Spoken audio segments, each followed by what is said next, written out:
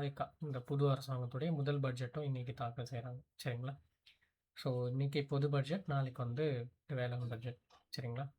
So இதில் அவங்களுடைய தேர்தல் அறிக்கைகள் இருக்கலாம் அப்படின்ற மாதிரி எதிர்பார்க்குறோம். பார்க்கலாம் என்ன நடக்குதுன்னு சொல்லிட்டு. சரியா? ஸோ 10 மணிலேருந்து ஸ்டார்ட் ஆகிடும். Okay okay. ஸோ அடுத்து பார்த்தீங்கன்னா இங்கே என்ன கொடுத்துருக்காங்கன்னா, சிறப்பு பொருளாதார மண்டலங்களில் ஏற்றுமதி அதிகரிப்பு, தமிழகம் 4வது இடம். ஸோ இந்த ஸ்பெஷல் எக்கனாமிக் ஜோன்ஸ் அப்படின்னு சொல்லிட்டு ஒன்று இருக்குது. சரிங்களா? இந்தியா ஃபுல்லாக இந்த சிப்காட்ஸு அந்த மாதிரி இருக்கும் இல்லையா, ஒரு ஸ்டேட்ஸ்லேயும் வந்து ஸ்பெஷல் எக்கனாமிக் ஜோன்ஸ்னு சொல்லிட்டு நிறைய இண்டஸ்ட்ரீஸ் இருக்கிற ஏரியாஸ் இருக்கும். ஸோ அங்கேருந்து ஏற்றுமதி ஆகக்கூடிய மாநிலங்களில் தமிழகம் வந்து பார்த்திங்கன்னா 4வது இடம் வந்து படிச்சிருக்காங்க. சரியா? ஸோ அதான் இங்கே கொடுத்துருக்காங்க. நாட்டில் சிறப்பு பொருளாதார மண்டலங்களில் இருந்து கடந்த 2000 இது வந்து 24 to 25 ஃபினான்ஷியல் இயர். ஓகே. அப்போ பார்த்தீங்கன்னா ரூபாய் 14.64 லட்சம் கோடி மதிப்பில் ஏற்றுமதி நடைபெற்றிருக்கு. சரிங்க. இப்போது 2025-26 இது வந்து 16.26 லட்சம் கோடி. ஸோ நிறைய இன்க்ரீஸ் ஆகிருக்கு. ஓகே. சரியா? அதிகரித்துள்ளது. கடந்த 2023 to 24 இவ்வளோ, 21 to 22 இவ்வளோ. ஸோ நம்ம வந்து அப்படியே போக போக இன்க்ரீஸ் ஆகிட்டே இருக்கும். வருஷம் வருஷம் நமக்கு இயர் பை இயர் இந்த ஏற்றுமதி வந்து இன்க்ரீஸ் ஆகிட்டே இருக்குது.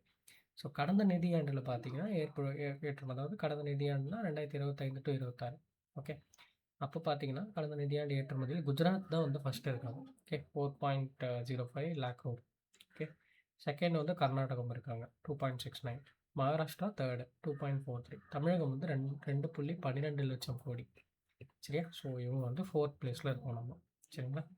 ஸோ இதான் கான்டெக்ஸ்ட்டு. ஸ்பெஷல் எக்கனாமிக் ஜோன்ஸில் நம்ம 4th இருக்கோம். ஏன்னா இது மத்திய அரசே குறிப்பிட்டதால நம்ம ஜஸ்ட் என்னன்றதை நோட் பண்ணி வச்சுக்கோம். சரிங்களா?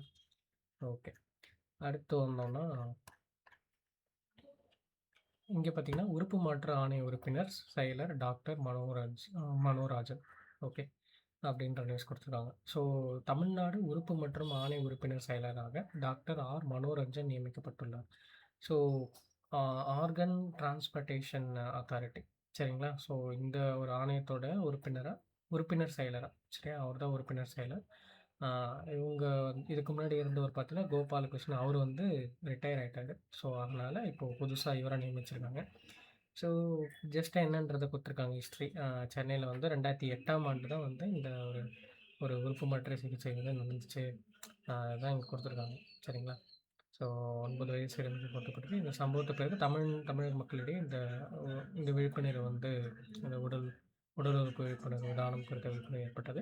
இதையடுத்து தமிழகம் வந்து மூளைச்சாவு உடல் உறுப்பு மாற்ற திட்டம் அப்படின்றத ஒன்று தொடங்கினாங்க அந்த டைமில். அதுக்கப்புறம் தான் அது வந்து இந்த உடல் உறுப்பு தானம் அமைப்பாக மாறிச்சு.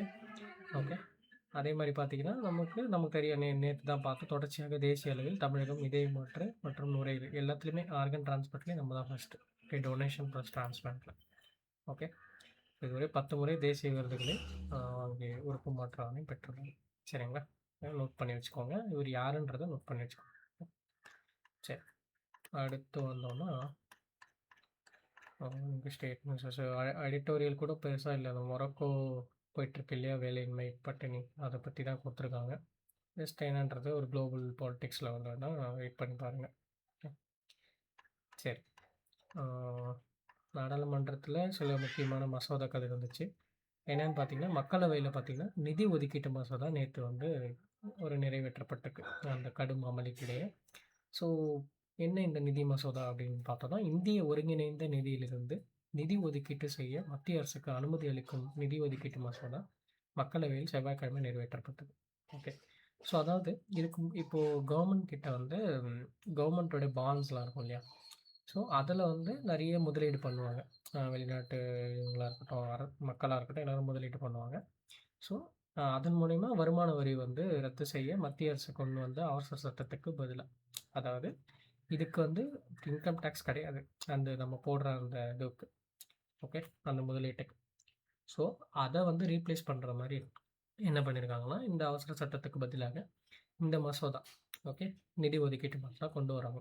அதில் என்ன சொல்கிறாங்கன்னா, வெளிநாட்டு முதலீடுகளை எளிதாக்குதல், மின்னணு உற்பத்திக்கு வரி விலக்கு அளித்தல் மற்றும் எண்ம பரிவர்த்தனைகளை சட்டங்களை சீரமைத்தல் உள்ளிட்டவற்றை இந்த மசோதா முக்கிய நோக்கங்களாக கொண்டுள்ளது. அதற்கேற்ப பணம் செலுத்துதல் மற்றும் தீர்வு நடைமுறை சட்டம் 2007, வருமான வரி சட்டம் மற்றும் நிதி சட்டம் ஆகியவற்றில் தேவையான திருத்தங்களை மேற்கொள்ள இந்த மசோதா வகை செய்கிறது. ஓகே. ஸோ இதுக்கு பேர் வந்து பார்த்தீங்கன்னா, நிதி ஒதுக்கீட்டு மசோதா 2026 அப்படிதான் பேர் வச்சிருக்காங்க. ஸோ இது வந்து விவாதம் மற்றும் ஒப்புதல் கவிதை அது அறிமுகப்படுத்தப்பட்டு நிறைவேற்றப்பட்டுச்சு. இப்போ அதை வந்து இதுவுக்கு அனுப்புவாங்க. சரிங்களா? மக்களவையில நிறைவேறிருக்கு. மாநிலங்களவையில என்னன்றதை பார்க்கலாம். ஓகே. இதான் கான்டெக்ஸ்ட். சரி. அடுத்து வந்து பார்த்தீங்கன்னா, இந்த பிறப்பு இறப்பு மசோதா நம்ம ஆல்ரெடி மக்களவையில நிறைவேற்றிருந்தாங்க. நேத்து வந்து இது ராஜ்யசபாலயும் வந்து கம்ப்ளீட் பண்ணிட்டாங்க, நிறைவேற்றிருக்காங்க.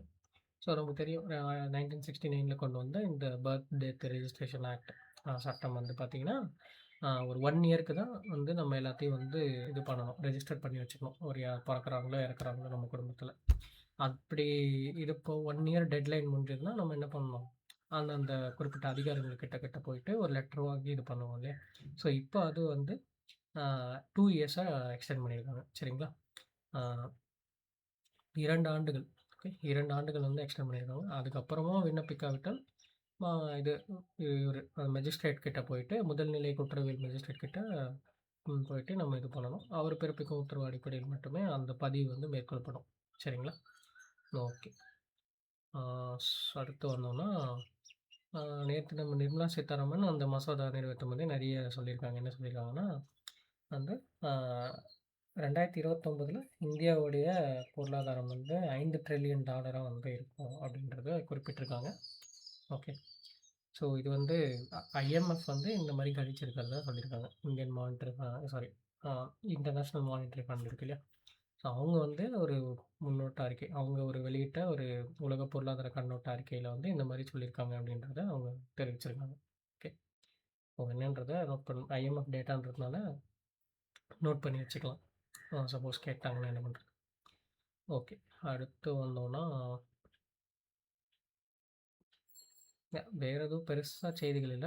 நாளைக்கு செய்தித்தாள் வாசிப்புல சந்திக்கலாம். Thank you.